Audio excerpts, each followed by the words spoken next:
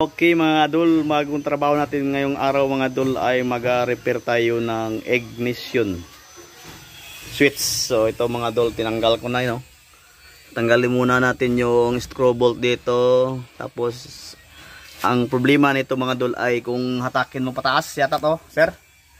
Basa kahit pihitin mo yung ignition, andar siya pag start siya. Pag normal lang na start, ayaw mag-start. So ang gagawin natin mga idol, tanggalin natin yung ignition dito, no?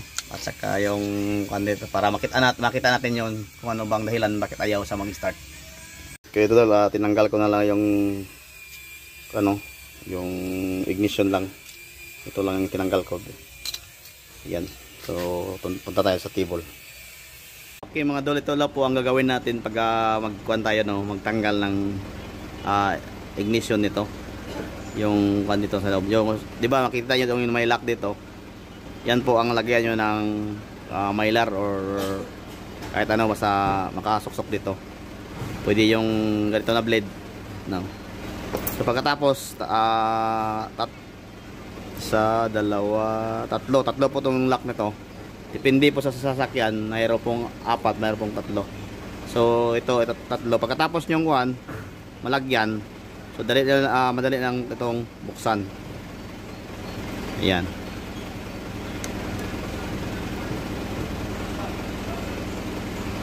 Okay. Ayan. So ito po yung dahilan mga idol kung bakit ayaw siya mag-start, no.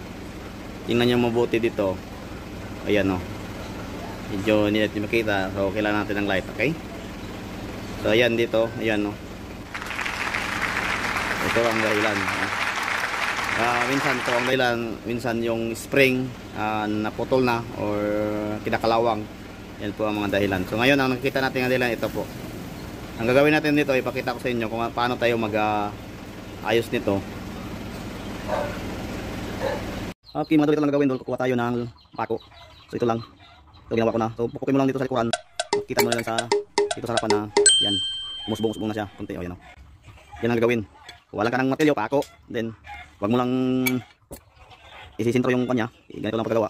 Kung saan yung kanyang balik ko o yung sa tawag ito, yung doon o papukuin na yan, o. So walang okay. Yan ang mga dul. So tayo na mag-estimate kung ano yung kakuan dito, yung kataas ng kanya. So ito sakto naman to. Yan lang ang ating gawin dito. Okay naman to, yung isa. Ito po talagang nakakuan kasi sa starter po to eh. Then pagkatapos dito, linisin lang natin ito. No, yan po ang sa start. Yan nasa start. Ito ang portion. So lang pagkatapos ibalik na agad. So huli natin to tinanggal, so una natin babalik. Pagkatapos lagyan natin ng grasa or grease, adol. Pang padulas-dulas to. Kunti lang, wag masyadong damihan kasi makasisira din yan. Ayan lang. Babalik na natin. So ito lang. Pagbalik.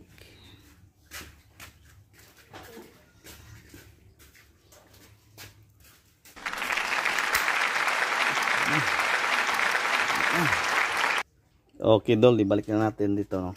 So kanyang posisyon. Ayan.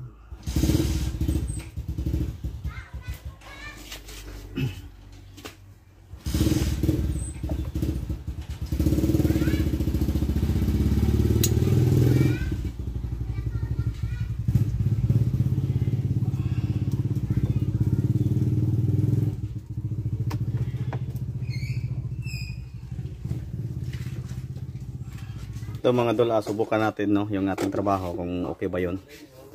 So ito dito.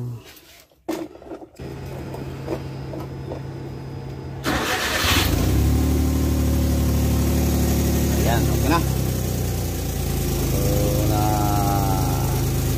start na yung ignition natin ginaayos. So maraming salamat po sa lahat. Shout out sa mga driver dyan, no? May-ari, driver, oh. Yan po ang may-ari. Shout out natin yan.